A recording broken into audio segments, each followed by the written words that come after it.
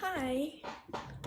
So today I'm going to be talking about what my interviews were like. So I interviewed a student with Down syndrome at Columbia City High School, her mother, her teacher, and then I also interviewed the organization that represents her.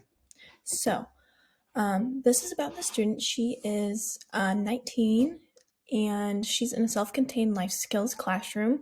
And when we were talking in our interview, I know her, and so I know that she likes to go to school, but she said that she definitely likes going to art and gym class. And then she also sits down in the lunchroom and she likes interacting with peers that she doesn't necessarily see within her classroom. And she really likes her teachers because she has two teachers in her classroom, but she especially likes her male teacher. And she feels supported and she feels like she is at a good academic level.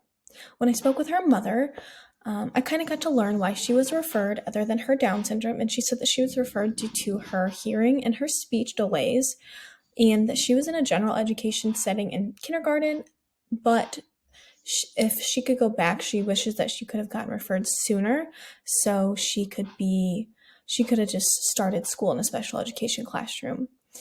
And her mother said that as a mother, she prefers more inclusion in the school and more job-based skills because she feels her daughter is really capped out academically, and she wishes that she could have more electives to choose from at Columbia City and develop more job skills. And when we were talking about the IEP process, as we know, that is a very important process in the special education world. And she opened up to me about that she felt that her rights were very violated during one of the IEP meetings, and she eventually had to get a lawyer. So currently, her daughter's 19 now, so she's been doing IEP meetings for a long time, and she hasn't been involved for a long time. She really struggles to go to IEP meetings, and there's something that's very stressful for her, and unfortunately, that shouldn't be the case. IEP meetings shouldn't be stressful for the parent. They should be able to feel heard and valued during these meetings.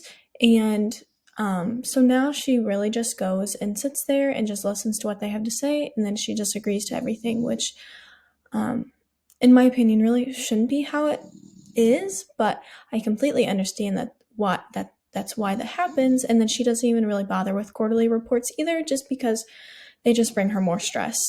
And a way that we can change this is to ensure that there are qualified individuals who are on the case conference committee, who are open to listening and to valuing everyone's opinion.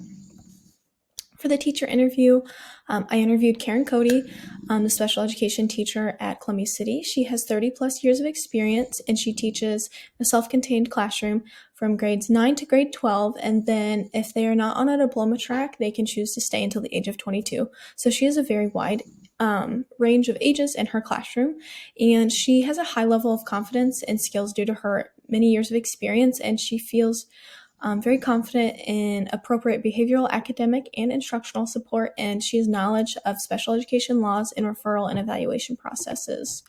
And what I learned from these interviews is that parents really need to feel valued during the IEP meetings, and their input is very, very important. Teamwork with anyone on the case conference committee is crucial. Without this teamwork, without this collaboration, problems like what we saw in this interview happen, where lawyers get involved, and that's just really unfortunate, and that's why teamwork is very, very important. And then my last point is that after an extended period of time, students can really become stagnant in their education, especially once they've aged out of like grade 12. And so having electives and creating post-secondary IEP goals can really help the student reach their goals outside of academic skills, and it can help when that student has reached the point of stagnation in their academic levels.